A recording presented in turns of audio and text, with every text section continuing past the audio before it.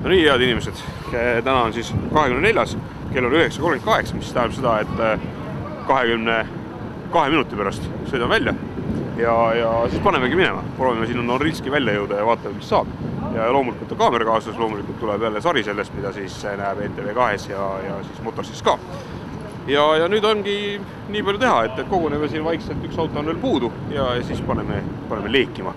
Et seekord vaatame endalegi üllatuseks, et on sattunud 3 täpselt ühesugust autot, isegi värvi poolest. Noh, see, et nad Landcar 80 on juba ammu selge olnud, aga et nad nagu nii ühesugused on, siis see on selline natukene üllatuslik ja tegelikult on rõõmus näha. Ja üks kaasa tulevatest autodest on veel Patrol ka. Ja siis ei teagi, jälgime melu.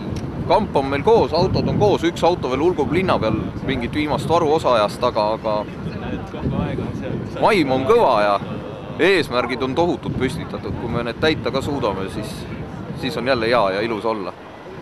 Et lähme üritame sellest ilmast ja Vene bürokraatiast jagu saada. Et kohe sekundite pärast on start ja nii me lähmegi jälle 4 tuule poole. Ilmateadet vaadata, siis see ilm nagu iga päev on see ilmateade erinev, aga ma kujutan ette, et mingi 45 kraadi külma me saame kindlasti kätte. Aga ei tea. Kõige tähtsam, et me jõuaks sinna, kuhu me minna plaanisime, et me Norilski jõuame. Aga lubada ei saa seda. Ilm paneb meile seal käed ette ja Vene bürokraatia ka, aga teeme endast kõik.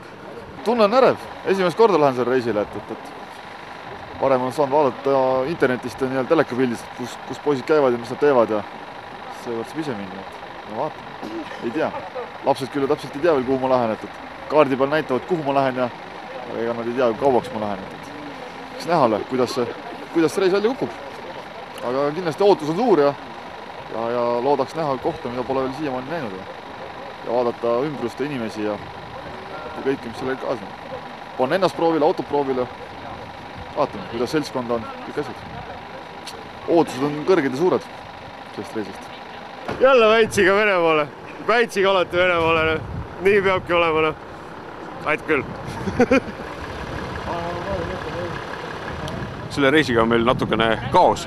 Kutsikas jõudis siia ja selgus, et tal ei olegi veel riideid kaasas, nii et ta läks natuke varem ära ja läks koju riidesse panema ja autosse madratsid sisse, et magada saaks ja Hänni jõudis alles nüüd kohale. Aga põhimõtteliselt ikka veel ajas, sellepärast, et ongi täpselt 10. Väga hästi, nüüd kohe sõidame ära. Lähme soojale maale kohe. Siin viimased varuosad sai veel hommikul ära hangitud, et paar minutit hilinemist, aga see ei köidame, nii et tulde edasi. Napilt täpselt kohale. Napilt, aga siiski. Eks see terve reis ole selline tõenäoliselt, et tuleb minna ära teha. Aga üks asi, mis ma veel tahtsin näha, on see, et meile anti kaasa üks selline kelleteist mõnusat tuld ja tõrva. Igavesti kanged ka, nii et me saame ilusti endast elus hoida seal külmal maal. Ja ega meil muud ei olegi. Nüüd läbi selle kaose pistame putku, korjame oma autot Peterburi tee peal kokku ja siis kell 1 peame olema juba piiri peal, et üle Vene piiri saada. Ja siis teiega näeme juba veebruari lõpus. Nautige te siin talve, me nautime teised pool Uraale tundrast talve. Nii et suured tänud kõigile, kes meid aitasid ja toetasid ja nii ongi. Lähme, kell on palju ja lubasime kell 10 minna ja lähme ka. Tšau! Aitäh kõigile!